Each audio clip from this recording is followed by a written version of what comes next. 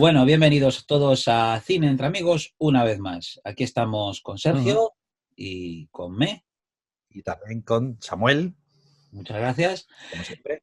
Ujú. Y bueno, lo prometido no siempre es deuda porque, porque nos debemos más que el placer de vuestra compañía, que disfrutéis de nosotros, pero hablamos en una ocasión de ir registrando vídeos a propósito del tema de Kubrick. Y aquí estamos para hablaros de 2001, una odisea en el espacio. Y la verdad es que yo lo siento casi como una odisea tener que hablar de esta película porque es de esas películas que par 10 lo que traen de sí a los cinéfilos desde el día que se estrenó, los debates a los que yo he asistido a nivel local, a nivel organizado, viniendo de gente de diferentes formas y maneras de pensar, incluso a veces llegando hasta no voy a decir a los puños, pero media hora más y parece que la gente se va a matar o nos vamos a matar hablando de la película. Es una película que despierta pasiones por H o por B, y es una película que yo tengo la sensación que estaré descubriéndola toda la vida. Es una película, para mí es muy especial y personalmente pienso que, ya de a priori diré que la considero una de las grandes películas de la historia del cine, Ujú. indiscutiblemente, y también para mí, si no la película más significativa de Kubrick, y para mí una de mis favoritas, vamos, Ujú. de todos los tiempos. Y dejo un poco también que Sergio pues avance un poquito la introducción Vale. de vídeo. Sí, no, pues efectivamente, es película polémica quizá donde las haya, porque está desde los que la consideran una de las 10 mejores películas de la historia del cine, entre los que creo que tú y yo nos incluimos, por decir algo, y los que la consideran poco menos una tomadura de pelo. Que también en el fondo entiendo un poco sus razones, ¿no? Pero bueno, nosotros creo que vamos a tratar de defender por qué es buena en este caso, ¿no? O por qué es tan importante como película, ¿no? Y sí, estoy bastante de acuerdo en que seguramente es la película de Kubrick, por decirlo así, ¿no? La más arquetípica, por la que más se le conoce, se le recuerda. Y, incluso en el momento en el que la sacó un salto tremendo, no solo de su propia filmografía, sino del cine en general, ¿no? Entonces, en ese sentido, hay muchísimo de lo que hablar. Eh, bueno, esta película, bueno, que sepáis que me estoy leyendo la saga completa de novelas. Voy por la segunda solo, por 2010. En su día no recuerdo muy bien si llegué a leer o no 2001, pero bueno, me la he vuelto a leer y, bueno, decir que si la peli es maravillosa, la novela no le queda a la saga. De hecho, es una novela de ciencia ficción que, siendo novela de ciencia ficción, es muy curiosa porque se lee muy fácil, ¿no? No es como estas novelas de ciencia ficción que suelen ser más sesudas y demás, y que muchas veces para los espectadores de 2001 que no tienen muy claro ciertas cosas que pasan en la película, pues que de alguna forma mi recomendación es que se lean la novela, porque es que te lo explica todo con una claridad. Es una historia sencilla. Mira, ¡ostras! ¿Edición de qué año? Del 70. Joder, Este, fíjate. mirad aquí 60, ostras. con algún fotograma de la peli, con alguna Ah, ahí imagen. venía con fotos de la peli. Sí, Ostras. esto era una colección muy famosa de Salvat. Creo que todo el mundo llega a tener una colección Sí, sí, que sí. de 200 libros, de novelas, o sea, y esta, pues nada, esta edición que tengo en la mano a 2 añitos del postestreno de la película. Mm, qué bueno, Y qué sí, es bueno. un manual de instrucciones, por así decirlo, ¿no? Casi, de la película. Sí, sí, pues porque, claro, Kubrick, entre comillas, podemos decir que peca de a veces explicar las cosas de un modo exclusivamente visual, ¿no? Y hay ciertas cosas que a lo mejor se te pueden quedar por el camino, ¿no? En ese sentido, sí, es un manual de instrucciones. Es decir, si te queda la duda de por qué Halal hace lo que hace, bueno, en el libro te lo explica, pero además perfectamente, o sea, ¿no? Tiene una explicación clarísima, ¿no? De por qué los otros están yendo a Júpiter, no sé qué. Pues si tienes alguna duda, o sea, el libro lo que te explica es realmente el argumento. El argumento es muy sencillo, muy, muy clarito, y todo tiene su porqué en la historia, vamos. Y en ese sentido, cuando lo entiendes, pues la película de Kubrick también se te hace mucho más clara. Yo creo que en el fondo es muy, muy sencilla lo que es la estructura argumental. Luego la película lo que te cuenta, vamos, eso podemos escribir libros enteros, ¿no? Sobre la profundidad de lo que te cuenta, pero realmente es una historia muy sencillita. Sí. Y muy clara, sí. Uh-huh. Yo en este sentido, claro, a unas veces que nos preguntamos, oye, ¿cómo fue la primera vez que la viste? Y hay veces bueno, que es casi una anécdota, decir, bueno, pues la vi en mi casa en vídeo beta, pero esta sí que es una ocasión de película en la que uno puede, con un sentido especial, contar la primera vez que la vio y qué es lo que le pasó por la cabeza. ¿Me entendéis lo que quiero decir? Porque yo, por ejemplo, esta película, yo tendría 13 años o 12 cuando la vi en la televisión. La dieron en la 2 a las tantas de la madrugada, creo que en versión original, con aquello de Cineclub, que daban sesiones dobles y esas cosas, que era una maravilla. Y yo, como me consideraba pues fan de la ciencia ficción, aunque ya hubiera visto como 10 o 12 películas en realidad en toda mi vida, pues decía, pues habrá que verla, habrá que verla. Y era una época, pues a mí la ciencia ficción pues era sinónimo del espacio, de la galaxia, sea fuera a través de Star Trek, de la Guerra de las Galaxias, y de repente pues sabía que además me iba a encontrar con una película muy importante. Me acuerdo que me preguntaban mientras la veía, gente que pasaba, bueno, es que por mi casa pasaba gente, parece que estoy hablando del metro, ¿no? Pero me decían, pero ¿tú estás entendiendo esto? ¿Tú estás entendiendo esto? Y lo que voy a deciros, que por favor que no me malinterpretéis como va, este es un sobrado y que se creía que como ya un profesor de filosofía con 12 años. Voy a ser sincero en ese sentido, lo máximo que pueda ser. Mi sensación al ver la película, obviamente había cosas que no las entendía. No entendía exactamente la finalidad de la película, no entendía exactamente su ritmo y no entendía tampoco exactamente los conflictos, si los hubiera, porque a veces parecía que la película estaba ausente de conflicto para mi modo de ver. Pero me quedé completamente encandilado, me quedé completamente hipnotizado. Me Uh-huh. entró la película por los ojos, me admiré tremendamente su pureza visual, ver una película donde te dejan ver las cosas, una película recreativa, y para una persona que le gusta la ciencia ficción, pues la película pues es casi como un mantra, ¿no? O sea, de continuo. Y los trucos visuales, toda la parafernalia que tenía la película en ese sentido, y me parecía como como me puede pasar Colores de Arabia, o como me Uh-huh. puede pasar con Ciudadano Kane, que tienes la sensación, o yo tenía la sensación de que esta película había que esforzarse para descubrirla. Vale. Para decir, hay más detrás de todo esto. Sí, sí, sí.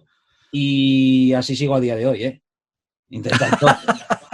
Claro, claro, claro. Sí. ¿Por qué? ¿Por qué digo esto ahora? Porque es una película de múltiples lecturas, es Uh-huh. una película, sí es verdad, es una película contemplativa, y eso es una de las cosas que sacaron de quicio a millones de espectadores en el año 68, pero no es una película, aunque sea contemplativa, no quiere decir que no seas un espectador activo, que no puedas serlo, sino que la película encierra muchísimo, como es muy normal en Kubrick, a través de acciones concretas, de cosas simbólicas, de cosas que están muy pautadas, pero muy concretas. La película te está contando mucho de la condición humana, de nuestra relación con el mundo, con el futuro, con el Uh-huh. pasado.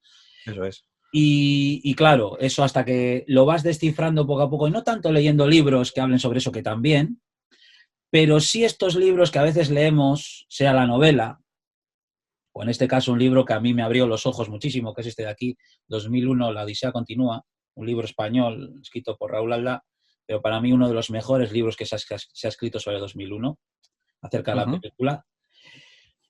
Tengo la sensación que Kubrick no estaba tan interesado en que tuviéramos una lectura tangible, con palabras y práctica de lo que él quería ver, sino más bien una traslación de nuestros pensamientos al arte cinematográfico.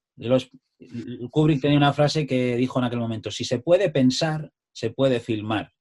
Los pensamientos, mientras los pensamientos no es una cosa ordenada, no tienen mucho más de abstracto, hasta que nosotros a través de un medio de comunicación, un papel, le damos palabras, le damos un sentido que lo podamos comunicar a los demás. Pero Kubrick en este caso, como he dicho muchas veces, pero con la novela que se quiso salvar el culo, pues si acaso le echaban en cara, creo que lo que quería trasladar al cine es una mezcla de emociones, de pensamientos.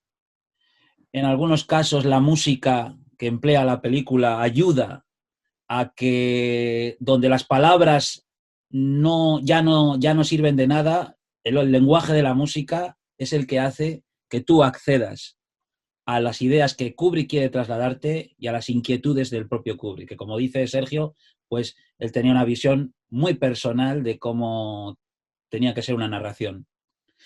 A veces el debate es si él estaba pensando para sí mismo como espectador y haciendo la película para él, la película underground más cara de la historia, o realmente estaba pidiendo a las masas que iban a verlo de que haced un esfuerzo y abriros a este nuevo tipo de lectura. Tú me habías dicho hace poco que, vista ahora la película, que la has visto hace poco para poder revisarla, Sí. me dijiste Muy poco. Sí. que curiosamente ahora el estilo narrativo te parece incluso natural, tranquilo y que se ve bien de seguido.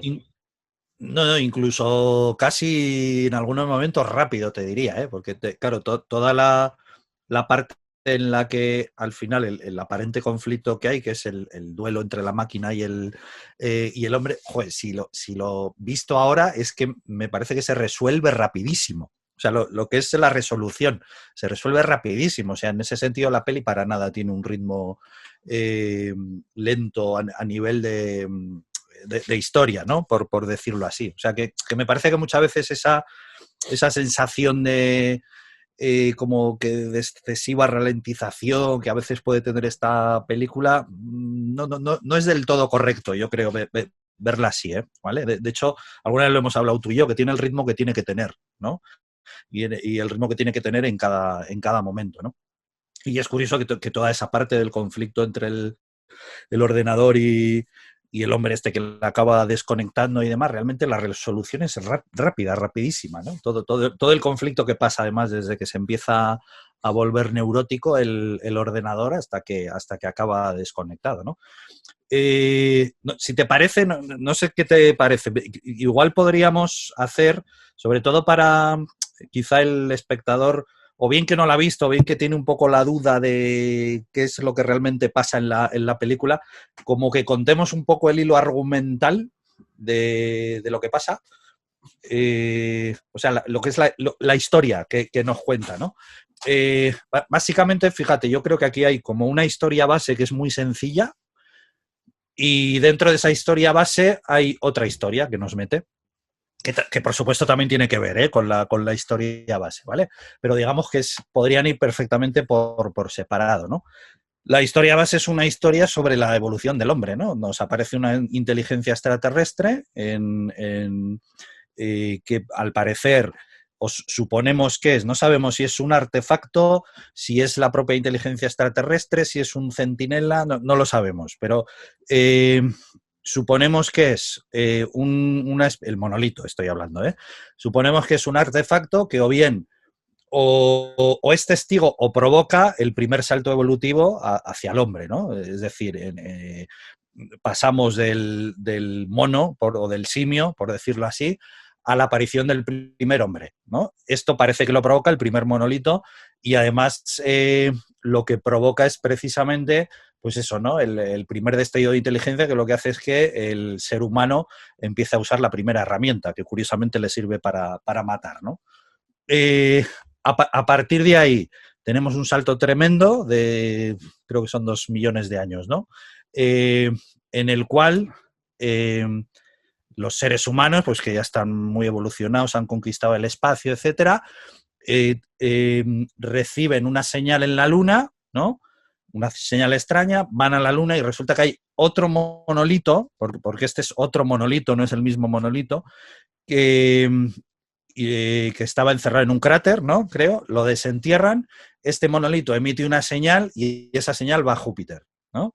Los seres humanos deciden mandar una nave para explorar esa señal de Júpiter. Claro, lo que no te explica bien la película y sí la novela es que los astronautas que van no me acuerdo ahora cómo se llama la nave, el Discovery. en el Discovery, sí, vale. Los astronautas que van en el Discovery no saben la verdadera finalidad de esta misión. Eso sí Eso está es. explicado en la película. Sí, pero... Al final del todo, eso sí. Al final, sí. Sí. Pero que cuando ellos se embarcan en la misión no lo saben. Que esta es la verdadera razón por la que cual Hal se vuelve loco. Que eso es también lo que te explica bien el libro, ¿no? Entonces, el único que acaba sobreviviendo a lo que pasa allí, que es Bowman, va hacia Júpiter, que encima en el libro no es Júpiter, ¿no? Es Saturno, si no me equivoco. Y ahí se encuentra con otro monolito, en el cual suponemos que se mete dentro de él, va a una especie de dimensión alternativa, en el cual suponemos que llega a una especie de lugar en otra dimensión, donde acaba viviendo hasta el fin de sus días y él es el germen de una nueva especie evolutiva. O sea, la peli realmente lo que te cuenta es el salto entre el espacio entre un salto evolutivo del simio al hombre y el siguiente salto evolutivo de el hombre a el hijo de las estrellas, que es la especie esta de feto que aparece luego volando por el espacio, ¿no? Entre medias hay una trama paralela en la cual pues la historia intenta dedicarse a discernir qué es superior, el hombre o la máquina, ¿no? Entonces, por eso se crea esta especie de duelo entre el hombre y la máquina. De hecho, hay incluso imágenes en la película de duelo de vaqueros, incluso, ¿no? Sí. Pero digamos que lo que es la trama principal es eso, ¿no? Es una inteligencia extraterrestre que ha provocado una serie de saltos evolutivos. Es lo que realmente Kubrick y el escritor nos querían contar. Sí, prácticamente. Apórtame algo. Bueno, a ver, has comentado un poquito que quizás la parte del conflicto de Hal es la que menos masticada está en la película y por tanto al espectador se puede perder. Sí es verdad que durante toda esa etapa, la etapa en la que estamos en el Discovery, realmente solo descubrimos al finalísimo del todo, qué es lo que sucede, lo cual, una vez más, aunque la película pueda tener un aspecto contemplativo, obviamente vosotros como espectadores no debéis perder ni un solo detalle. ¿Por qué? Porque Kubrick es así, si pierdes una frase o pierdes un concepto, se te desbarata y dices, a ver qué ha pasado aquí, ¿de acuerdo? Eso es. Sí, es cierto, no hay una definición concreta de lo que es el monolito. Creo que, no, una vez más, pues no le interesa mucho a Kubrick ponerle nombre a las cosas, pero obviamente sí nos da pistas de que Kubrick intenta de alguna manera crear una especie de mitología con base científica, haciéndonos Sí. ver que hay cosas en el espacio, en la galaxia y en los límites de lo desconocido para nosotros que nos es todavía completamente inalcanzable, ¿no? Y básicamente la película, pues creo que está como dividida en 4 etapas la película y todas más o menos, cada una de ellas, más o menos no, sí, cada una de ellas, como dice Sergio, pues tiene que ver la relación con un paso en la evolución del hombre. y normalmente el monolito aparece cuando es necesario. Viene a darle esa ayuda para un proceso concreto, que está al final de la película, que el hombre, por así decirlo, el hombre, cuando decimos hombre, también están las mujeres, tranquilas, el hombre barra mujer está concebido para llegar a un punto alguna vez, en alguna parte del futuro, a ser otra cosa, otro paso en la evolución. Kubrick tenía una frase, de acuerdo con esta película, que era que él pensaba que entre que el eslabón perdido entre el primate y el ser humano del futuro es el hombre. Y está explicando en esta película dicho periodo. Sí, sí, sí. Dicho periodo, como diciendo, sí, sí. Como obviamente una película existencialista como esta, porque habla un poco de ¿para qué estamos aquí? ¿Para qué puñetas nos ha puesto la naturaleza aquí? ¿Para qué somos seres pensantes? pues es muy sencillo, como es igual que la naturaleza y su propia constancia, todo está hecho para luego ser otra cosa. Y en este sentido, la película busca también paralelismos con la religión. Hay momentos que la película, evidentemente, es completamente religiosa. En las lecturas finales, en el que tenemos a Bowman en una especie de paraíso, o lo que él cree que es el paraíso, un sitio de lujo, victoriano, sí. Pero con una luz, la luz blanca que nos recuerda un poco al concepto del purgatorio, también de la sala de espera, y en el momento en que yace, muere, pues supuestamente, o se convierte en otra cosa, pues aparece su dios científico, de base científica, que es este monolito, esta entidad que le dice, vale, mueres y ahora te voy a reelaborar para que seas una cosa superior. Y en ese momento suena Zaratustra. Y la película empieza con Zaratustra, ya sabéis lo de pam, pam, pam, pam, pam, de Johann Strauss, que era también una lectura sobre... Esto es cuando ya has leído después cosas a través de ello, te das cuenta de que es un proceso. La película era un proceso hacia el superhombre, hacia una cosa mucho más elevada de lo que nosotros se supone que somos ya. Y con esa música, esa aparición, pues siempre, cada vez que el hombre necesita, porque ha llegado a su culminación intelectual, aparece el monolito para darle un estímulo, por así decirlo. Quizás en la parte más dudosa, pero está ahí, es cuando, como has dicho tú, descubren en el cráter un monolito y lo curioso de ahí es que la lectura de que el hombre ha alcanzado su nivel más alto intelectual es que el hombre está haciendo una lectura de lo que es el monolito completamente errónea. Está hablando sobre una anomalía. De hecho, están los expedientes que miran acerca de la excavación, pues describen el monolito como una anomalía magnética.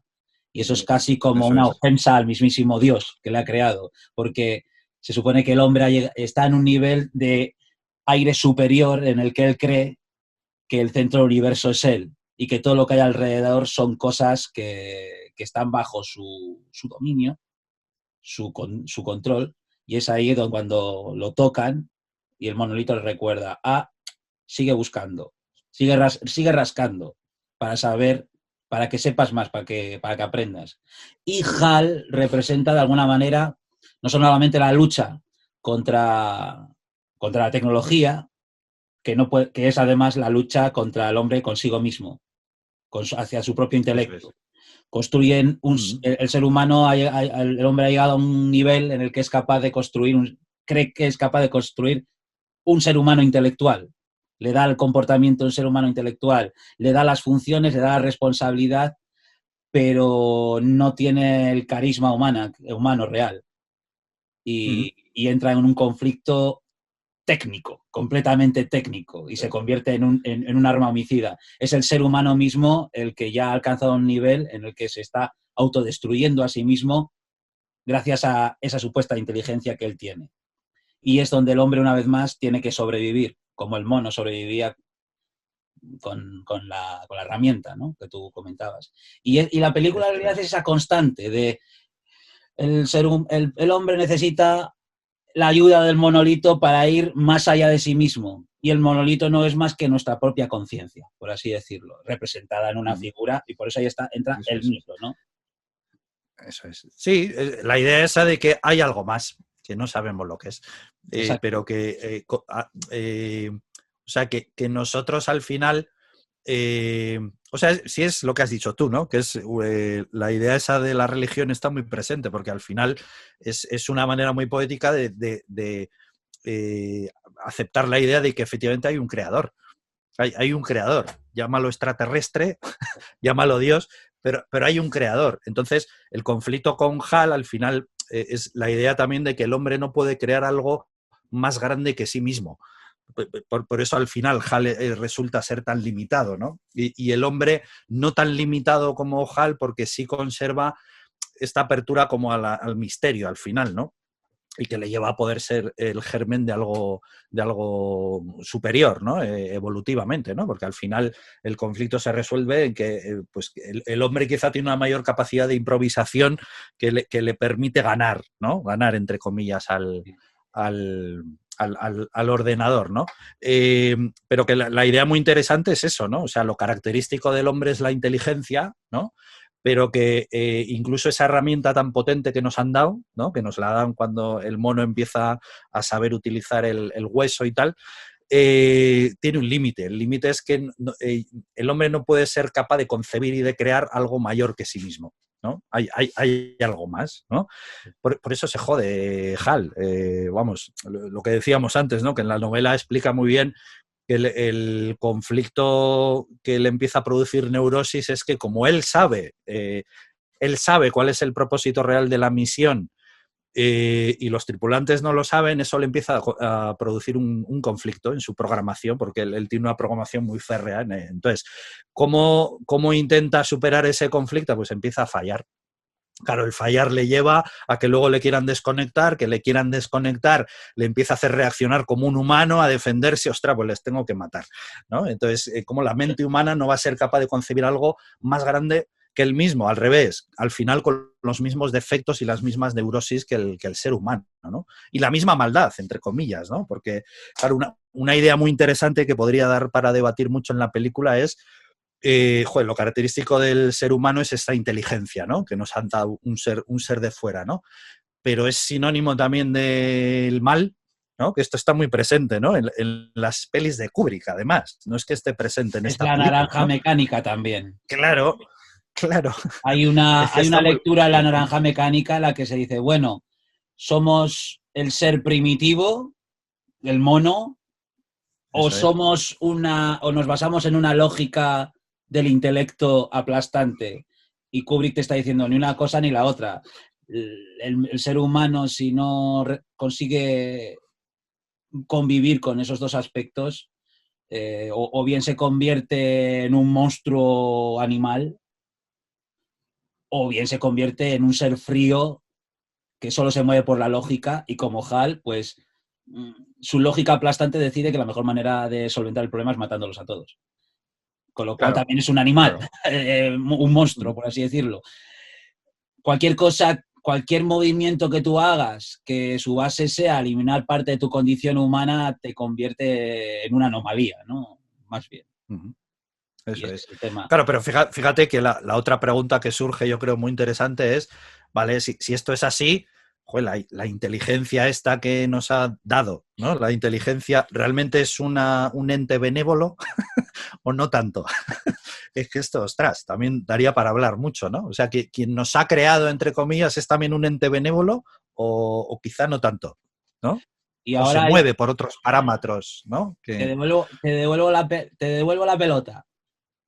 Es ese debate que tú dices, si este Dios es bueno o malo, no es más que un debate basado en los límites del ser humano y sus conflictos morales. Eso, sí, eso te quería También decir como ahora. Sí, diciendo, sí, la eso es. naturaleza es lo que es. Eso es. No hay, Eso hay es. un Sí. conflicto moral entre los animales, y Ujú. nosotros tenemos la maldición o la bondad de ser seres supuestamente conscientes. Y ese es nuestro conflicto, que somos supuestamente conscientes de lo que nos sucede, y ese es forma parte a veces de nuestra virtud como seres humanos y también a veces parte de nuestra neurosis. Pero la naturaleza es lo que es. Y mirad, con esto del coronavirus no podéis más que verlo. O sea, la naturaleza pasa y nosotros nos taramos completamente, pero la naturaleza no va a Sí, sí, eso preguntarnos, es. no va a Y decirnos, eso, oye, ¿os parece bien os que...? parece bien. Ya, ya, claro. Sí, y efectivamente, ¿no? Ahí va la reflexión, ¿no? Que según nuestros parámetros limitados e ideológicos, claro, deberíamos hablar de bien, mal, de que este ente es benévolo, tal, o simplemente es que excede totalmente a nuestros parámetros, ¿no? A nuestra forma de concebirla. Quizá de eso va un poco también, ¿no? La película, ¿no? De nuestra limitación. Como seres humanos que somos ahora y del absoluto misterio que hay detrás de todo esto, ¿no? Es que es acojonante Fíjate la que película. con todo lo que hemos hablado de que Kubrick tiene una visión pesimista total sobre el hombre y su condición humana, y en su película lo hemos visto, o yo no sé si pesimista o yo diría muy realista desde un punto de vista concreto, pero demasiado realista, ¿no? Pero sin embargo la película 2001 termina con un punto de esperanza, con esa nueva idealización de lo que puede ser un humano evolucionado y como diciendo, mira, con todo algún día nos convertiremos en algo que supuestamente es mejor de lo que éramos antes, como en las diferentes etapas en las que hemos asistido durante la película. Siempre será mejor que ser un primate, siempre será mejor para el ser humano saber que hay vida más allá de nuestro planeta y que somos capaces de viajar más allá, y siempre será mejor saber que algún día el ser humano se desarrollará para ser algo al menos no superior, sino más avanzado en algunos aspectos, en las cuales pueda siempre encontrar la paz o la luz. Y Kubrick con esto, con la explicación que él explicó poco acerca de sus películas, y lo he dicho, pero con 2001 tuvo que hacer una excepción por todo lo que le demandaban. Y él, más o menos, la moraleja con la que resumía 2001 decía, las personas estamos, a pesar de estar sumidas en una tremenda oscuridad de todo lo que nos rodea, y nunca mejor el espacio y la galaxia para identificarnos con esa oscuridad, esa negrura. A pesar de toda esa Sí, sí. oscuridad, el ser humano tiene que aprender a generar su propia luz. Tiene que aprender a no esperar a que algún día un monolito venga y le ayude. O algo, una deidad, o un algo de afuera, o un dios que baje y nos diga, haz esto. No, tú tienes que aprender a generar tu propia luz. Obviamente puedes utilizar los elementos por dentro que tú quieras. Tú puedes tener tu dios interior, tú puedes tener tu monolito interior. De esto van las mitologías también a veces. A veces de los mitos son una explicación de cómo comportarnos, cómo entendernos a nosotros mismos en nuestra propia existencia. Pero es eso, generar nuestra propia luz. Claro, o Y sea, pero entonces, según tu punto de vista, o sea, que el monolito podría ser casi una metáfora, ¿no? O sea, es una según lo que metáfora. estás diciendo, ¿eh? Vale, o sea, que casi es más bien una crítica de Kubrick, ¿no? Que no esperemos a que venga algo de fuera a ayudarnos, sino que tenemos que ser nosotros. ¿Eso quieres Exactamente, decir? exactamente. Vale. No olvidemos que quizás la etapa de la película más dramática para mí es en el interior de la Discovery, donde vemos a unas personas que están completamente deshumanizadas. Eso es. Cuando nos ponen al astronauta viendo la felicitación de cumpleaños de sus padres, eh, no solamente porque los astronautas hasta cierto punto tienen que tener un carácter calmado y nos están enseñando cómo en el futuro podremos comunicarnos en la lejanía. No, Kubrick nos está diciendo el ser humano se está enfriando, con su carisma humano se Sí, está no, o perdiendo. sea, eso es que el camino a la máquina lleva a eso, ¿no? A la Exactamente. deshumanización. ¿Eh? La Es que, luz es que no, hay también toda. Sí, sí, dime. la Sí, luz no está en la tecnología, en las posibilidades eso es. técnicas, no está en la herramienta, está en el corazón. Y ahí que lo Eso es. obliga, en esa etapa, con Bowman desactivando a Hal, la naturaleza le pide a Bowman que vuelva a ser ese primitivo que hemos visto al principio de la película, y que para su propia supervivencia tiene que volver a a matar a un semejante que no, o bueno, o si no es un semejante, su propia creación. O lo que es un igual, que es el elemento del conflicto, que en este caso es el ordenador. Pero sí, yo pienso que es una metáfora la película, con un carácter científico, pero con una metáfora. No, y de hecho Hal, curiosamente, cuando muere, se humaniza, ¿no? Totalmente, ¿no? O sea, al final cuando, Sí, siempre he cuando me vienen pensado... mal dadas, ¿no? Cuando la vida es más vida, ¿no? Por decirlo así, me humanizo más, ¿no? Pero fíjate que es curioso que creo recordar haber leído o que me contaron que los propios actores dijeron que una de las cosas que más les costó al rodar la película es mostrarse tan fríos. O sea, que les costó muchísimo no sonreír, que les costó un huevo interpretar el papel. Porque, claro, es eso, ¿no? Es lo que dice, es de una frialdad absoluta, ¿no? Pues es una manera de decir de cómo el supuesto siguiente paso de la evolución va a ser la máquina, ¿no? Y parece que el hombre se ha encaminado hacia ahí, ¿no? Pero que esto no es el camino, ¿no? De ahí que surja el conflicto entre el hombre y la máquina, que es algo que está muy presente en muchos otros libros de ciencia ficción y en muchas películas, ¿no? ¿Vale? Lo que pasa es que aquí quizás no es tanto el núcleo duro de la película, lo que pasa es que está, igual que puede estar en Blade Runner o puede estar en otras pelis, ¿no? Pero una de las cosas que me gusta de esta película es que muestra todo esto sin tener que llegar a un límite, a un punto maniqueo, sin tener que llegar a un punto de preciosismo o de, ¿cómo decirlo? Hay películas para mí y luego está esta, en este sentido de la ciencia ficción. Y hay directores y luego está Kubrick. Y como decía Charles Chaplin, cuando vio la película Charles Chaplin, lo que más le emocionó y a la lágrima tendida era, dijo, es que es la pureza de la película, el hecho de que Sí. son las propias imágenes en sí mismas, sin un intento de manipulación sentimental, sino con un sentido del arte, de lo que el arte debe hacer, que es inspirar, y no ir a evocar los sentimientos más evidentes, que eso, ¿cómo decirlo? Por ejemplo, Blade Runner, cuando muere Roy, con la paloma, la música de Vangelis, todo bonito, todo pocholo, todo es como un anuncio de colonia. Me encanta Blade Runner, ¿vale? Pero yo digo, Hombre, eso es es un otro truco. discurso, sí. Es un truco, es un truco. Es un truco para que tus emociones salgan, ¿no? Pero Kubrick lo que tenía un interés, está claro, es que tú explores otros territorios de tu mente a la hora de poder llegar a conclusiones que a ti te den una paz, que te den un relajo. Y esta película tiene un punto de sermón también, ¿no? Pero un sermón no machacón, pero sí constante, como diciendo, con las imágenes, con la música, música clásica para expresar no emociones hacia el espectador, sino descripción del mundo que está recreando.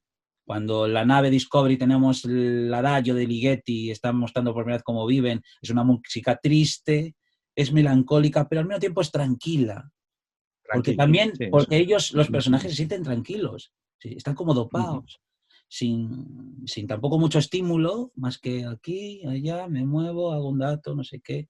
La música de la nubia azul, que es la parte más favorita de todo el mundo, de las míticas. ¿Por qué? Porque elude a la maravilla de la tecnología, al cómo estamos, qué bien estamos con estas naves, con estas super No, y la armas. impresión es de que hemos llegado como a una armonía aparente, ¿no? Una armonía, un idilio. Estamos viviendo una boda con nosotros mismos como raza, ¿no? Y después nos pone la parte del Discovery que es completamente triste y anodina y diciendo, bueno, y el resultado es esto. Que si queremos ser exploradores del espacio, que ese es nuestro destino, nos vamos a convertir en unos tristes, unos sin vida. Y una vez más el monolito dice, sigue rascando.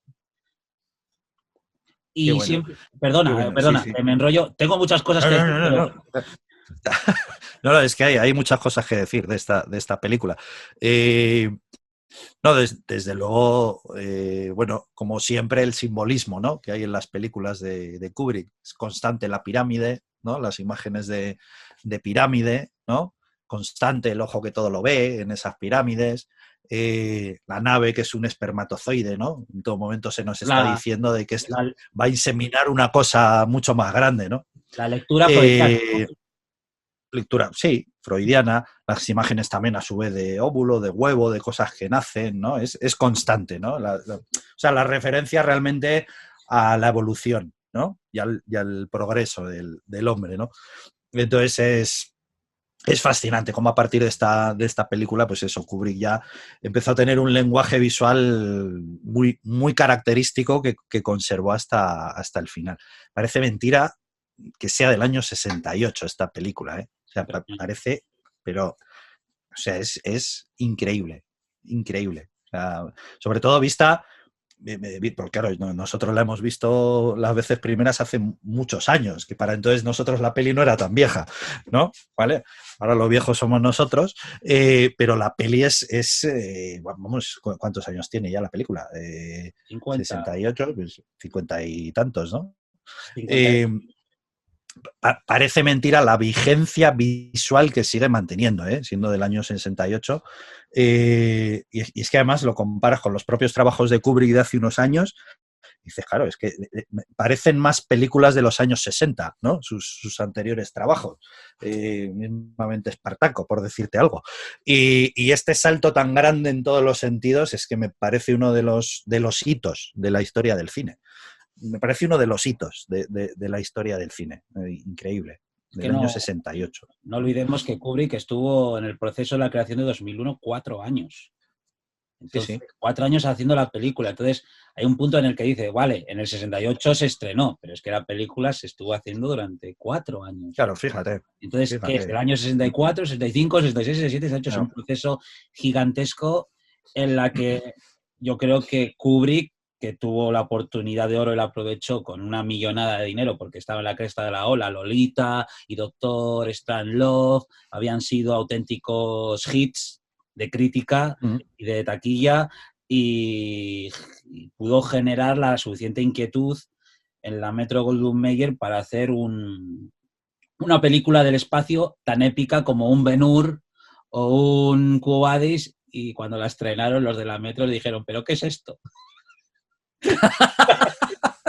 sí, me imagino.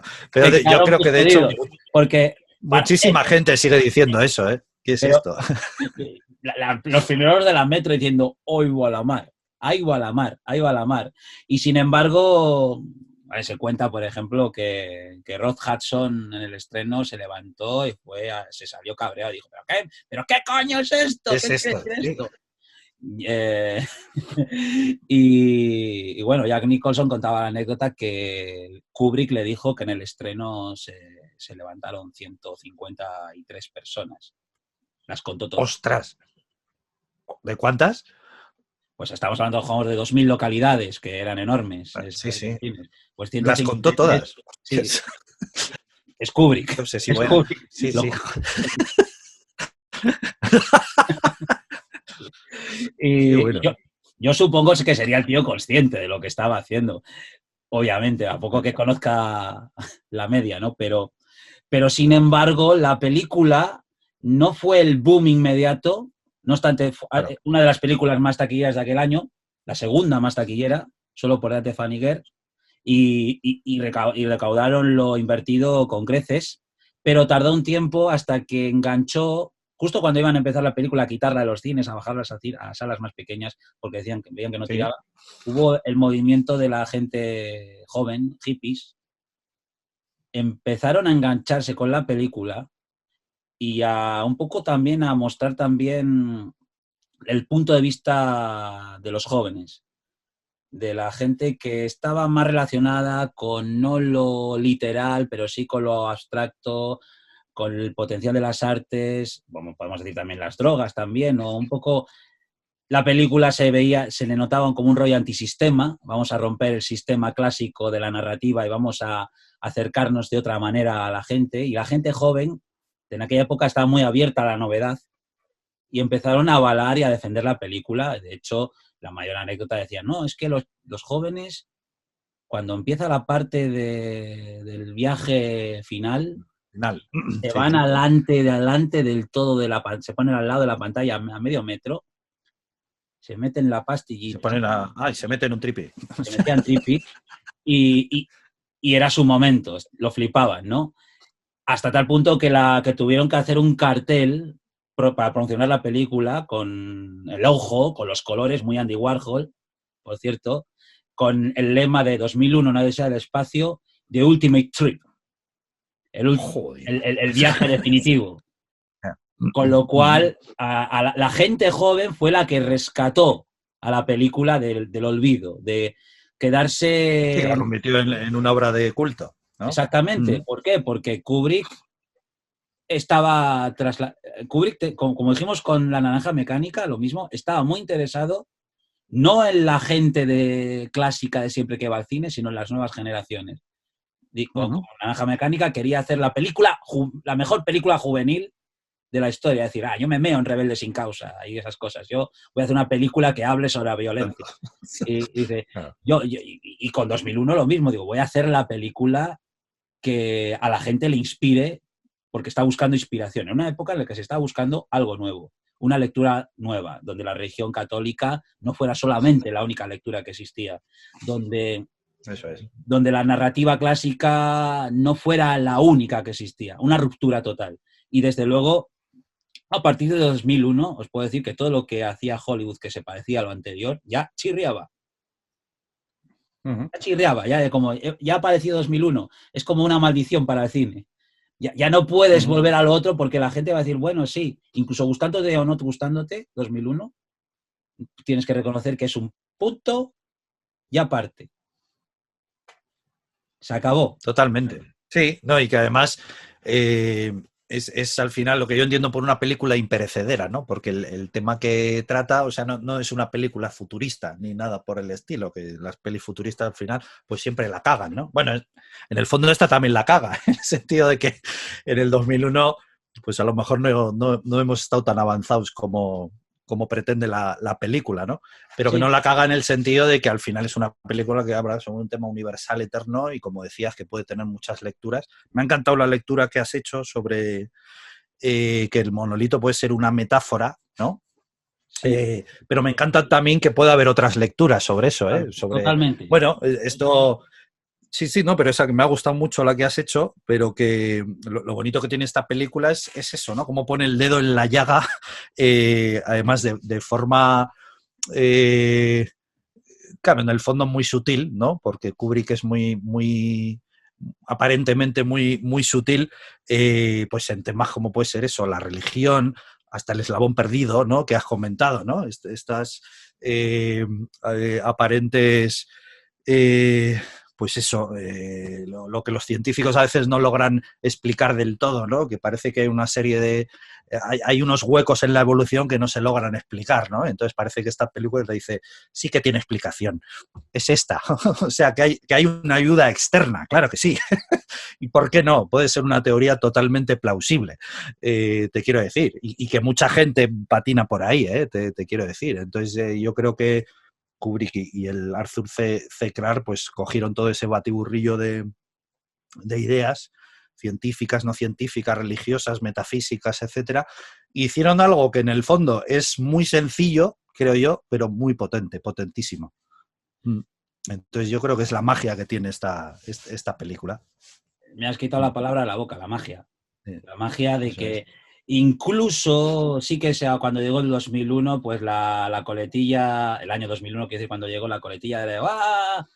Si Kubrick supiera que Kubrick no era idiota, ya sabía que no íbamos a tener esa pedazo de tecnología, aunque sí se preocupó que la tecnología que se ve en la película sea plausible, ¿de acuerdo? Es plausible técnicamente todo lo que se ve en la Sí, sí, película. sí. Pero en ese sentido, insisto, creo que Kubrick, el enfoque era sobre el pensamiento, pues sobre el pensamiento de lo que creíamos, lo que se creía que podía ser el futuro y qué pasaría si ese futuro se hiciese material, ¿de acuerdo? Aunque te estaba interesado que al menos visualmente en todo lo que pudiera la gente se lo creyese a la hora de ver la película. Y no tanto comparando si realmente de 2001 vamos a tener esos pedazos de naves y vamos a poder viajar. Tampoco se Es lo esperaba. de menos. Tampoco se esperaba en el año 68, que estaba a punto del hombre ir a la Luna, tampoco se esperaba que la carrera espacial sufriese al de 2 o 3 años un corte tremendo, ¿me acuerdo? O sea, un desinterés tan grande. Pero, ¿qué iba a decir yo? De acuerdo con otros pensamientos que me han surgido, es el famoso viaje, el famoso viaje final, ¿no? Que es una de las partes más discutidas de la película, en mucha gente la que menos le gusta, menos le atrae, la que dice esto La que dura más chirría, sí, demasiado. sí. Sí. Lo entiendo, una vez más, como dice Sergio, entiendo a quien pueda decirle, esto si me lo hacen en un minuto en vez de en 20, lo agradezco, ¿no? Pero aparte, una vez más, lo que yo pienso que la propuesta artística es gigantesca y su influencia en las artes, la cultura pop, es fundamental ese viaje. Total. Y como lenguaje cinematográfico, tengo la sensación, yo me preguntaba el otro día, toda la vida he visto esta secuencia, pero ¿qué está pasando realmente? Y tú que te has releído la novela, me puedes comentar. La imagen, la idea metafórica que yo he llegado a tener últimamente es que eso es un viaje interior. No es un viaje. Bueno, pero sí, No pero es un viaje cuadraría con. longitudinal, ¿me entiendes? Hay un momento que las estrellas siguen estando quietas, pero vemos las luces pasar y vemos a Bowman que está viendo diferentes aspectos, no del universo, sino también interdimensional, incluso. Hay que recordar que empiezan las estrellas fijas, se alinean los planetas, que es justo lo que pasa al principio de la película también, el monolito está en medio, bajan los planetas así y de repente solo tenemos un campo de estrellas, pero empiezan a aparecer unas luces, así que viajan. Claro. Y sin embargo las estrellas siguen permaneciendo fijas. Claro. No, pero a ver, sí, esto que dices cuadra con la teoría esta que decías, ¿no? De que todo puede ser una metáfora, pero realmente en el libro lo que pasa es que entra, o sea, Bowman entra en el monolito, que entonces suponemos que es una especie de puerta dimensional que le lleva pues a donde le lleve. Hombre, le lleva, el final suponemos que es la habitación esa, pues que también puede ser una especie de metáfora, ¿no? De que está en otra dimensión, que los extraterrestres le están ahí manteniendo hasta que consiguen que sea el germen del niño de las estrellas, ¿no? Pero el viaje yo entiendo que es que entra en el monolito y es un viaje interestelar, interdimensional, algo así. No lo sé, pero claro, que podría tener otras lecturas, efectivamente. Es que, claro, no nos olvidemos tampoco que, como dices tú, es una película muy básica y muy elemental, y sin embargo cada elemento contiene muchísimo potencial. La película se llama 2001, Una Odisea en el espacio. Eso es claramente una alusión a la Odisea, a la Odisea, a la mitología griega, y esto es una mitología del futuro, una mitología actual que él crea. Y un mito, la mitología griega, podemos decir, lo que actúa, el relato actúa a través de los símbolos, de los actos simbólicos, para que tengamos una explicación sobre los conflictos que vivimos nosotros como seres humanos, como a nivel existencial. Sea Jasón, sea lo que sea. La historia, la fábula. Y las fábulas son muy elementales también, como esta película hemos comentado. Tiene narices que digamos que 2001 es muy elemental, ¿verdad? Que la gente va a decir una mierda. Pero estamos hablando en términos. Es que lo es, en términos básicos como de lo son las pelis de Kubrick, ¿eh? Sí, sí, sí. Pero a mí, visto el viaje ese viaje del monolito, como has dicho tú, se mete dentro del monolito. ¿Y qué es lo que yo más o menos quiero recalcar? Que el monolito es una metáfora sobre la condición humana y su evolución. Sí, sí. Y que además este monolito, que creo que es un monolito ya como hipergigantesco, ¿eh? Como, al menos en la novela, ¿eh? Entonces, eso yo entiendo que es como una puerta dimensional que le lleva pues a donde le lleve, a donde se supone que estas supuestas entidades de fuera pues van a hacer con él lo que van a hacer. Vamos, esa es la explicación, digamos, sencilla, ¿no? Creo yo, ¿eh? Sí, de hecho es más o menos lo que cuenta la novela. De hecho, es un viaje interior hacia un proceso de la vida diferente, de una concepción de la existencia diferente. El monolito parece que contiene por dentro pues múltiples posibilidades del universo y de la existencia conocida, Eso es de que sería otro tema planetas, interesante, ¿no? Eso es. sí, Sí. terrenos diferentes, con colores diferentes, hay unos elementos cristalinos que son una unidad de 7, creo. El 7 y la religión siempre ha estado relacionada. Esto siempre nos encanta, estas cosas de los símbolos que parece que Kubrick mete adrede para Que los tiene, que sí, sí. lo capten, pero sobre todo es el concepto visual. Luego vemos nebulosas, que vemos una bolita pequeña que desprende como un rastro blanco, que a veces pienso, ¿será la cápsula?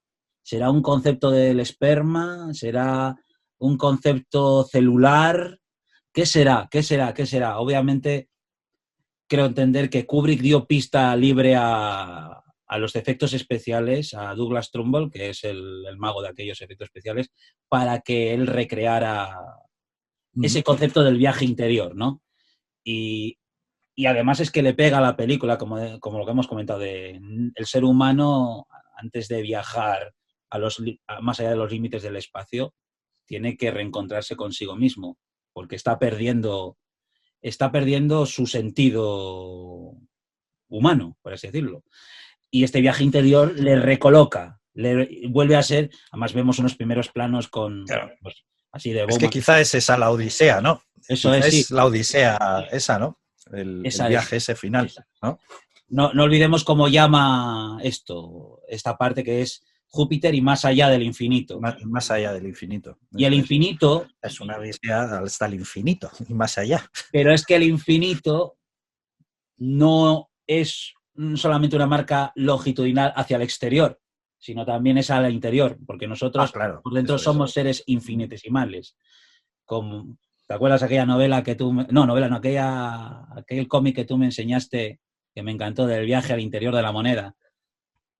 Hombre, de Brick Brazo, joder, un clásico. Sí, sí, Exacto, sí. Lo tengo por ahí todavía. Sí, sí. como en una moneda hay un universo entero, Hay un así, universo, sí. mundos interiores, y nosotros estamos en una escala concreta que no es nada, pero por dentro tenemos tanto universo por dentro por explorar y recorrer como hacia afuera. Y por eso el viaje es interior. No somos el centro del universo, pero sí nuestra existencia parte de un punto concreto, que es tú. Y a partir de ahí hacia afuera y hacia adentro. Y claro, cuando se dijo, ¿qué es 2001? Y dijo Kubrick, ¿de qué va 2001? 2001 va sobre la relación del hombre con el universo. Y ya está. Vale. O sea, que al final cuadra con estas frases, ¿no? Que se dicen lo que es arriba es abajo, ¿no? Lo que es afuera es adentro, ¿no? Exactamente, Sí, exactamente. vale. Y el monolito es un viaje interior. Vale, vale. Y Interesante. Fíjate, es que no lo había visto así nunca, ¿eh? Fíjate, por eso me gusta lo que dices. Sí, no, sí, curioso. yo, la verdad, no todo es idea mía, ¿de acuerdo? O sea, Ya. Me imagino, sí, sí, pero que obviamente es interesante. hay gente que ha hecho lecturas, como he dicho, freudianas, religiosas, junguianas, todos los Ya, claro. niveles. Y claro, y todo el aspecto tecnológico de la película, que es brillante y es súper atractivo, sin embargo, con estos temas quedan el aspecto tecnológico en un tercer o un cuarto Un plano. tercer. Sí, curioso. Se Vale. convierte casi en anécdota la tecnología. Mm. No obstante, para las personas que quieran acceder a esta película, y yo entiendo que todas estas lecturas pueden parecer como, bueno, vale. Yo les pido que se recreen en la película en lo visual, que miren el detalle, que primero la vean la vean más o menos bien, en una pantalla buena, con una calidad buena. Sí que hay películas que me da igual en qué calidad verla, pero en esta el detalle es tan concreto, es tan increíble hasta el detalle más mínimo. O sea, hay un plano que además Kubrick con su sentido del humor, vemos al doctor Floyd que está en la nave viajando a la luna, y hay un momento que como todo ser humano quiere ir a cagar. Sí. Y tiene las instrucciones Sí, previas sí, que sí, tiene sí, que sí. ver. Si paran ustedes la imagen, tienen la explicación al dedillo, ahí escrita en pantalla. De lo que hay que hacer en el Lo que hay baño, que ¿no? hacer, de cójase el tubo, métaselo por el culo, después del botón, en caso en que No pase sabía eso. esto. Qué ¿Me bueno. entiendes? Sí, sí, sí. Claro, eso en una pantalla Cinerama se ve de pelotas, de bien. Pero Qué bueno. rápidamente en el portátil pues se queda como una cosita súper anecdótica. Pero todo eso está Sí. escrito. Todo eso está No, escrito pero es ahí. cierto que es un momento de estos humorísticos de Kubrick que no lo parecen muchas veces, ¿no? Porque la anécdota creo que es eso, ¿no? Que como decía, pues siga las instrucciones para que no pase no sé qué, no sé cómo era. O sea, que era bastante gracioso Sí. el detalle, ¿no? De lo que dicen al principio y tal. Y, no, y hablando de gracioso, joder, la peli también me encanta porque hace un cameo mi actor preferido, que es Leonard Rossiter, que también sale Haciendo, en Barry Lyndon. haciendo del ruso. Genial. Haciendo del ruso este que, sí, sí. Joder, fantástico. Obviamente, atentos porque nos hace, con ese diálogo con el ruso, nos hace ver que el conflicto entre Rusia y Estados Unidos no se ha calmado, sigue existiendo 30 años después. Obviamente ya no pasa ese conflicto, o sí pasa en un término más bajo, pero te está diciendo, el ser humano supera la tecnología, sí, pero sigue con guerras, sigue con conflictos entre hermanos, entre bandos. Y tenemos ahí a ese fantástico personaje que es eh, la, la, la, Rossiter, Leonard Rossiter, sí, Leonard sí. Rossiter, que lo Actor conoce. inglés que es mi actor preferido, junto con Peter Sellers, seguramente. Es muy Peter Eh, Sellers yo, también. yo casi les pongo a la misma altura, fíjate lo que te digo, ¿eh? Lo que pasa es que uno tuvo un recorrido y otro, ¿no? Muy distinto, pero es ver la serie esta que siempre te recomiendo, de Reginald Perrin. Es una de las series que veo una y otra vez sin cansarme y que puedes ver a este tío y partirte el culo, pero hasta la eternidad. O sea, la cantidad de registros. Es una serie muy Peter Sellers, porque el tío se disfraza de un montón de personajes súper variopintos. Es de verdad, ¿eh? Aparte de ser una serie súper actual, ¿eh? La crítica que tiene al estado del bienestar, o sea, es súper, súper actual, muy actual. Sí, sí, pero bueno, que nos desviamos. No, no. Bueno, como veis, 2001 da para hablar mucho y nos encanta. Yo lo que recomiendo es, tanto a los que quizá no lo habéis visto o lo habéis visto a lo mejor alguna vez o un par de veces, que con estos nuevos datos que a lo mejor esperamos haberos aportado, que la veáis con calma y que una vez que 2001, digamos que se insemina en ti, ¿no? La peli habla mucho de inseminación. Una vez que se insemina en ti, ya es para siempre y la vais a ver una y otra vez sin cansaros. O sea, estoy seguro, porque a nosotros nos pasa, ¿eh? ¿Vale? Nos pasa con las de Kubrick en general, pero con esta seguramente en particular. Es que esta película es un retrato también del cosmos, del espacio, perfecta. Perfecta. Las imágenes, el tiempo que duran los planos. Es una película de muy poquitos planos, encima. O sea, pero te permite deleitarte con todo lo que te propone. Te permite embullirte en él. Y obviamente es una experiencia ver la película. Yo la recomiendo, sobre todo, verla solo. ¿De acuerdo? Verla solo, sí. Sí, Sin sí. estar pendiente de si alguien se aburre o no se aburre, o sea, Sí, si es muy de verla solo, sí. no de Sí, verla sí. solo. Yo quería enseñaros también un poquito de memorabilia que tengo por acá. Os enseño el libro de Raúl Alda, que es estupendo. Yo creo que ya difícilmente disponible, muy difícil, pero aquí no solamente tenéis críticas de la época, sino también la reacción en España de la película, también comentarios de gente famosa, las lecturas acerca de ella. Hay aspectos incluso técnicos de making of, pero esto es un libro increíblemente completo. Qué bueno. Para mí es una joya. Luego hay un libro que es clásico, que es que más o menos es el Cómo se hizo, filmando el futuro.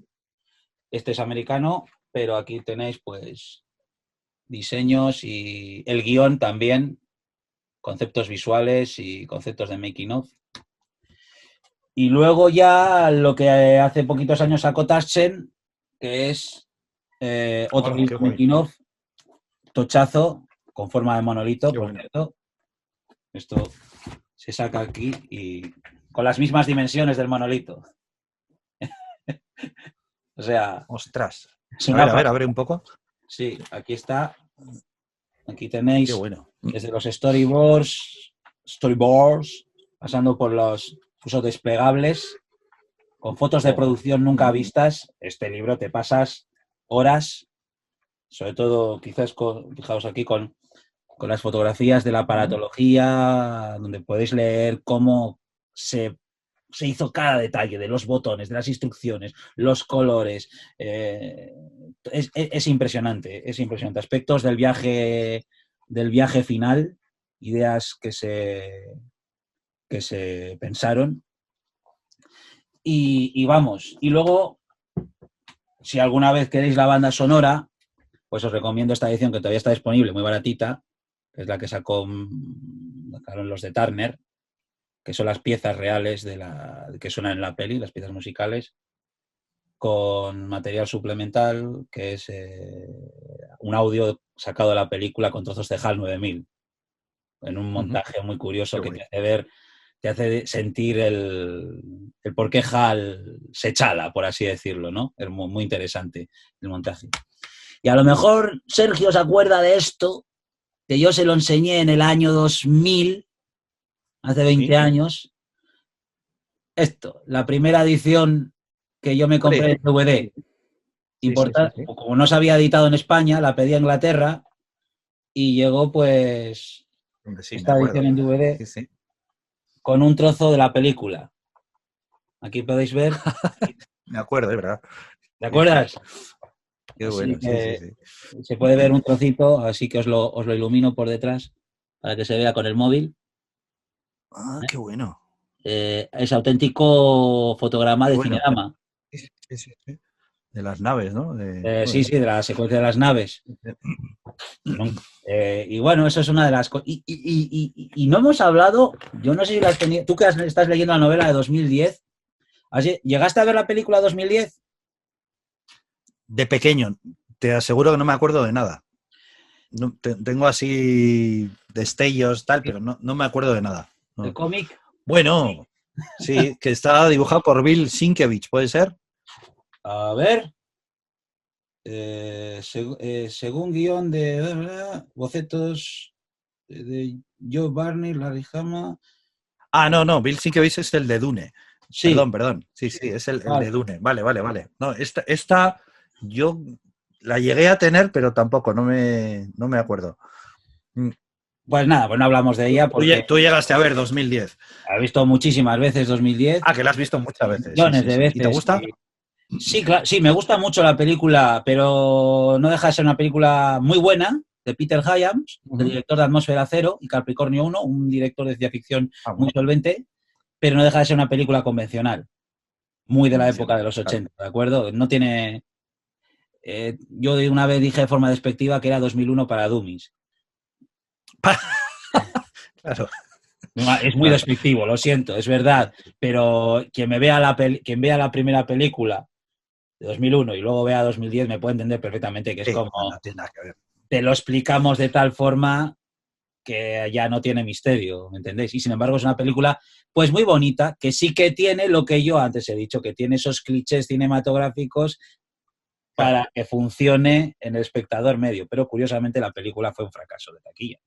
Fue un fracaso, sí. Y no es una película, luego, es muy buena película. Como curiosidad, está los cómics que hizo Jack Kirby, que hemos comentado antes del vídeo. Jack Kirby en los 70 hizo una serie de cómics que no fueron muchos números, serán una decena más o menos, como mucho, que se llamaban 2001. Entonces, es una curiosidad por lo que el tío lo que hizo fue coge al niño de las estrellas, o sea, coge el final de la película de 2001 y te cuenta las aventuras del niño en las estrellas en la Tierra. O sea, es una cosa como graciosísima, ¿eh? El niño va rulando por ahí con diferentes situaciones que le parecen pintorescas y se mete o no se mete y tal. Entonces es curioso, ¿eh? Hace muchísimos años que no los tengo en mi poder, pero eran una curiosidad de Jack Kirby. ¿Mm? Nos has contado al principio del vídeo que estás con el tema de las novelas. ¿Cuántas novelas hay? Sí. A ver, es 2001, 2010, 4 creo, ¿eh? Te lo confirmo ahora mismo. Porque es, fíjate. A ver.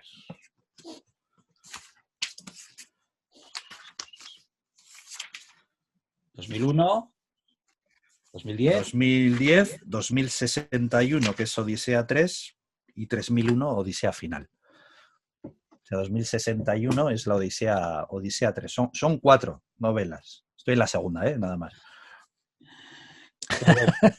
Nos lo ¿Vale? tendrás que contar. Pero sí, no, además creo que tienen bastante buena fama entre los aficionados, todas ellas, ¿eh?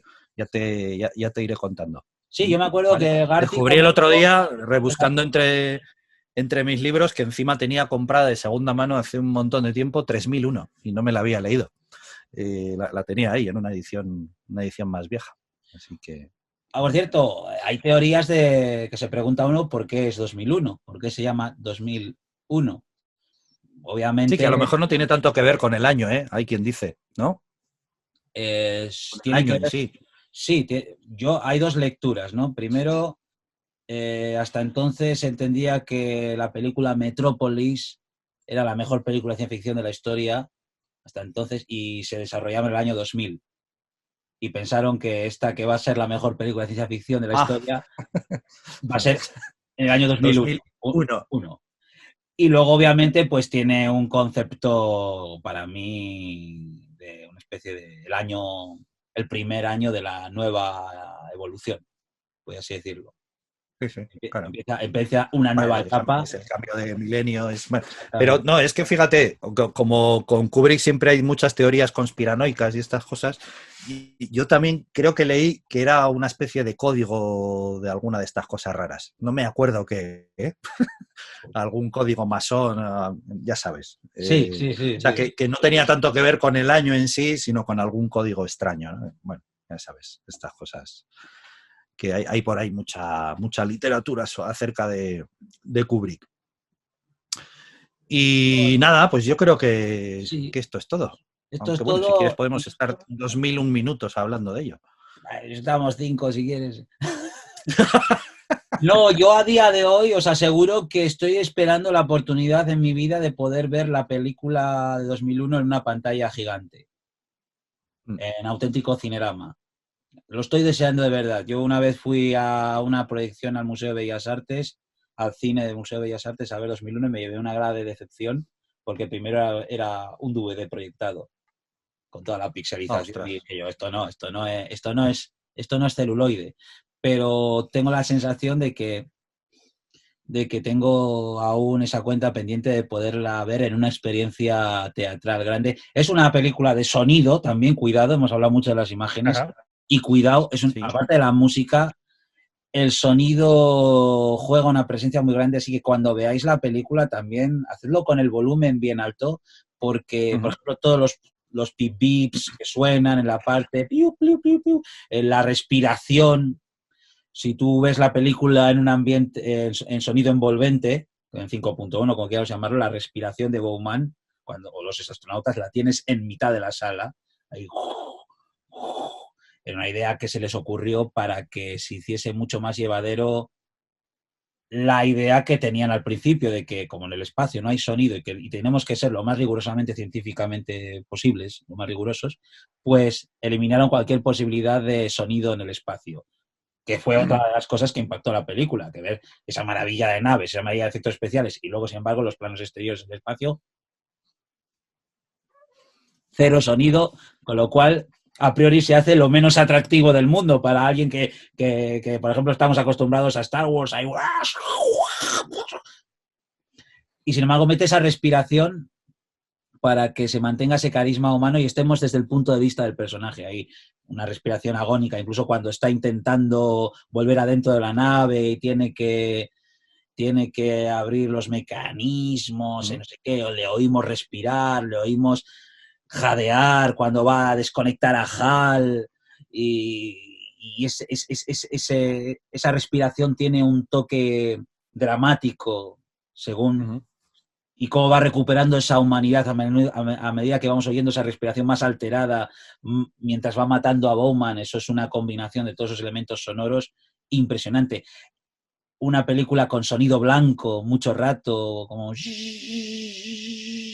No me extraña que la gente mucha se duerma, ¿no? Porque es que encima le pone sonido blanco a la mitad de la película, que es lo que a veces se le pone a los bebés para que duerman, ¿no? Que claro. En esto, en YouTube, para dormir, tienes vídeos para dormir bebés con sonidos blancos y a veces acaba uno dormido antes que el bebé, como siempre, pero funciona, ¿no? Funciona muchísimo. Por cierto, es una película, si queréis dormir a vuestros hijos, ponerles 2001 por la noche que caen.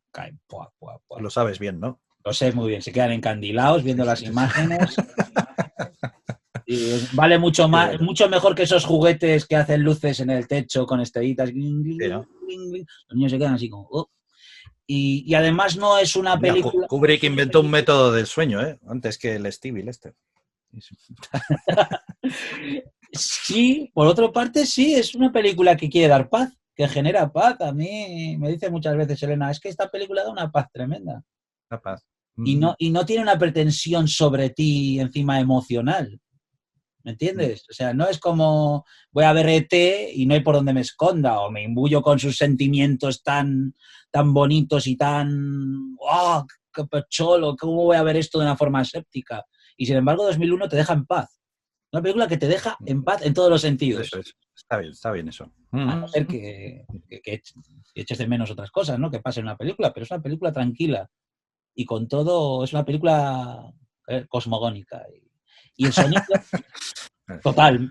Y el sonido es uno de los grandes protagonistas de la película. Por eso os pido que la veáis, no solamente os fijéis en las imágenes, sino plantearos que el sonido esté bien alto para que esas irrupciones, esos colores, por ejemplo, cuando HAL mata a los astronautas que están en las incubadoras, aparecen unos letreros gigantes diciendo mal funcionamiento de la computadora y pa, y eso estoy seguro que en un cine de tamaño impactante, tiene que ser que parece que te va a caer encima, ¿de acuerdo? Con un sonido muy estridente, muy estridente. Y el viaje del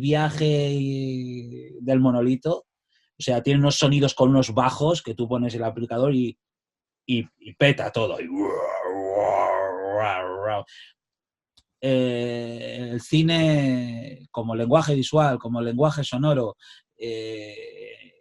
como cine en estado puro de lo que tiene que ser el cine, que son imágenes antes que palabras. Es ahí donde esta película encuentra la magia total. Es una vuelta también al cine mudo, de alguna manera también, ¿no? En donde no son las palabras lo que va a ser lo importante, sino la capacidad del cine como medio de comunicación visual y sonora, porque con música, como en las películas antiguas mudas, ¿no? Que había alguien acompañando con el pianito o con una música ad hoc, como se suele decir, pues es una vuelta, es una reinvención del cine, 2001. Coger lo viejo, pero utilizar lo que se había aprendido y darle esa vuelta de tuerca. Y a día de hoy tú ves Interestelar, ya que no es lo mismo, es otro lenguaje, es mucho más clásico, pero en Interestelar tú ves y hay alusiones por todas partes, a nivel visual, a nivel conceptual, del monolito y el robot. El robot es un monolito, el que sale Interestelar, conceptos de la nave, del tamaño pequeño, el espacio, el cosmos, Júpiter, los aros, o sea, todo eso, pero insisto, en un lenguaje diferente. No hay película de ciencia ficción que se genere en el espacio, que tenga que ver con las naves. Las ambientes, los decorados, o sea, quizás Alien... Nolan ha reconocido hace poco que una de sus referencias básicas es Kubrick. En una entrevista, se lo leí hace poco, bueno, como es lógico, ¿no? Sí, juega con esas perspectivas también, de profundidad, de poner siempre la cámara en medio de un pasillo, con una profundidad de campo, unas imágenes que, digamos, te centran y hacen que vayas siempre al centro y te fijes y te hipnoticen, como una especie de hipnosis. Funciona como una especie de hipnosis también, que si entras, entras, y si no entras, apaga la tele y déjalo, porque te va a sonar, a chino o no te va a calar. Entonces es que es una película que requiere concentración, eso sí. Muy bien, ¡Wow! pues todo esto y mucho más. ¿Alguna recomendación para nuestros espectadores sobre alguna peli que has visto últimamente? Aparte de Eh, Tenet. he vuelto al cine desde Tenet. Bueno, a ver, no estoy muy actual yo, ni nunca lo he sido, tampoco muy de cine de actualidad. En Netflix, y yo insisto que os veáis la de Mi nombre es Dolemite con Eddie Murphy, que me Ah, gustó vale, muchísimo, vale, vale, vale. que la veáis en versión original. Hay un documental que está en Netflix, que ya más te lo he recomendado también, que es muy interesante, de Social Dilemma, el dilema social, que es referente a todo esto de las redes sociales y el impacto Dijiste, sí. económico Sí, y sí. psicológico que está haciendo las personas, que me parece que es muy interesante, ojalá Kubrick hubiera bebido más para hacer una película sobre los tiempos que vivimos, Joder, lo que hubiera hecho. lo Joder, que hubiera madre hecho. mía. Sí, sí. Y hubiera pensado, yo estoy seguro que Kubrick diría, una vez más, todo lo que pueda a mí ocurrírseme retorcido del futuro del ser humano Sí, sí. me supera. Todo lo que tú vas a poder, porque creo que esto no lo pudo concebir jamás. Algo así. No obstante, al loro. Y vuelvo a 2001, que aquí no nos vamos. Aquí no nos vamos hasta mañana, Sergio. Hay un momento en la película cuando está el doctor Floyd hablando con su hija, fijaos, la niña que está ahí, y le pregunta a Kubrick, oye, ¿qué quieres para tu cumpleaños? Y dice la niña, un teléfono. Y, y tú dices, y tú dices, ¿pero qué niña quiere un teléfono? Digo, pues ahora todos los niños que quieren, un Teléfono móvil. móvil, claro. Claro, O claro. sea, O sea, la que era un obsesión, visionario, quieres decir. sí, la obsesión de tener el elemento comunicador, el comunicador con el mundo, ¿no? Y niños y chavales, la adicción que se habla que existe acerca del WhatsApp, acerca del Facebook, del Twitter, del Instagram, que ese mundo consumista en la mano, y tenemos esta niña de 2001 que pide un teléfono cuando está al lado de un teléfono. O sea, y dice, Qué ¿no bueno, quieres algo más qué bonito? bueno, Sí, sí, sí, sí. un muñeco, un monotití. Pues vale, un monotití sí, pero un teléfono no. Qué Es el bueno. punto de la insustancialidad que llega al ser humano, ¿no? O sea, que Muy mira, bien. pues Kubrick estaba dejando claro de que no, el medio de comunicación es un consumismo también del futuro. Qué curioso, sí, mira, no me había quedado con ese detalle. Muy bien. Pues, yo sí tengo una recomendación cinematográfica para ti especialmente. He visto la última de Clint Eastwood, Richard Jewell, la vi ayer en Movistar. Peliculón. O sea, yo ni sabía que existía la Yo película, tampoco, ni no. sabía que existía. De las grandes, ostras, pero además una peli, eh, o sea, suave en el sentido de cómo está hecha, súper emotiva, pero además de forma como muy real, no tramposa y tal. Y bueno, hubo momentos que se me escapaba la lagrimita y todo, ¿eh? Pero luego la peli es súper punky, ¿eh? O sea, joder, parece mentira, el Clint Eastwood sigue en la brecha, pero ¿cuántos años tiene ya Clint Eastwood? ¿Cerca de 90? Sí, por ¿Tendrá? ahí, sí, sí, sí. Bueno, es una película sobre cómo el Estado y los medios de comunicación te pueden arruinar la vida en un minuto. O sea, es una crítica que no te puedes imaginar, basada en un caso real, ¿eh? Además. Buenísima, o sea, imprescindible, ¿eh? De las pelis que he visto este año, imprescindible. Pues Buenísima, nada, ¿eh? De las buenas de Eastwood, ¿eh? De verdad, ¿eh? Sí, sí. Muy buena, muy buena. qué hombre. Richard Jewell se llama. A ver si, qué pena, que no tengo Movistar ahora, a ver si la echan en Netflix, porque a veces se pasan las pelis Sí, sí. o en esto, en Amazon, a ver si está en Amazon o En Amazon. eso. Pues vale, pues ahí está. Muy bien. Ah, hombre. Pues os emplazamos a los siguientes vídeos y ya vamos a pensar en qué movida nos metemos, Sergio y yo. Lo pensaremos, si hacemos otra de Kubrick o otra cosa. Muchísimas gracias. ¿Vale? Nada, gracias a todos. Abrazos. Hasta pronto.